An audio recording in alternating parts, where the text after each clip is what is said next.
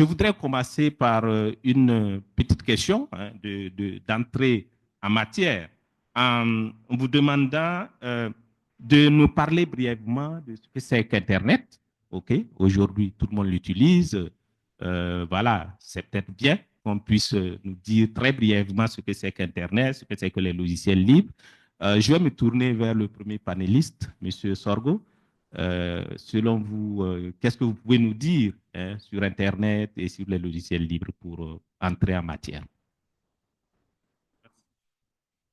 Merci, M. Toé. Merci bien, M. Toé. Merci, mesdames et messieurs. Merci pour la présence et l'attention.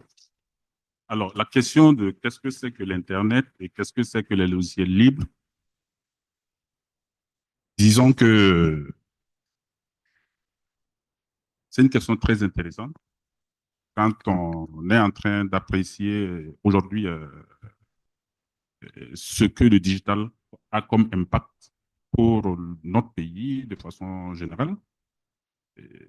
On dira que Internet joue un rôle central dans cet élan. Internet, c'est quoi? Dans la définition de tous les jours, c'est le réseau des réseaux. Voilà. C'est le réseau des réseaux, un réseau informatique, dans un premier temps, à travers lequel on a accès à des services, à des ressources. Et ces services nous mettent à disposition des informations, mais aussi des solutions qui nous permettent de pouvoir améliorer nos activités de tous les jours. Je peux parier que tous dans cette salle, depuis le matin que nous nous sommes levés jusque-là, nous avons eu affaire à Internet au moins une ou deux ou trois fois pour certains. Dit que Internet est rentré dans nos habitudes du quotidien. Ça, c'est une définition qui se veut ouverte, et qui se veut accessible.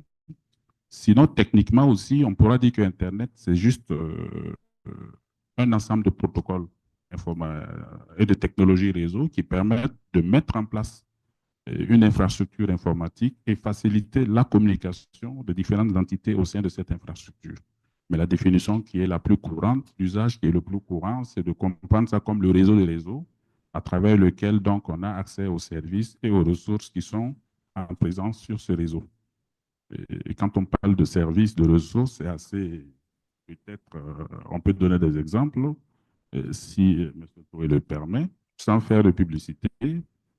Aujourd'hui, quand je prends e-timbre, c'est un service qui nous permet dorénavant de rester chez nous et d'affranchir nos actes administratifs avec des timbres. C'est pratiquement à cause d'Internet qu'on a cette possibilité. Quand on a comment dire, état civil, où on peut tirer, par exemple, son casier judiciaire, ce sont des services qui sont disponibles pour les usagers, pour les administrer, mais par le biais de l'Internet, on arrive facilement à tirer son casier judiciaire à partir de chez soi pour poser ses actes administratifs. Pour ne citer que ces deux services qui sont des services au niveau local et qui permettent d'apprécier c'est quoi l'Internet dans nos vies de tous les jours. Alors, les logiciels libres.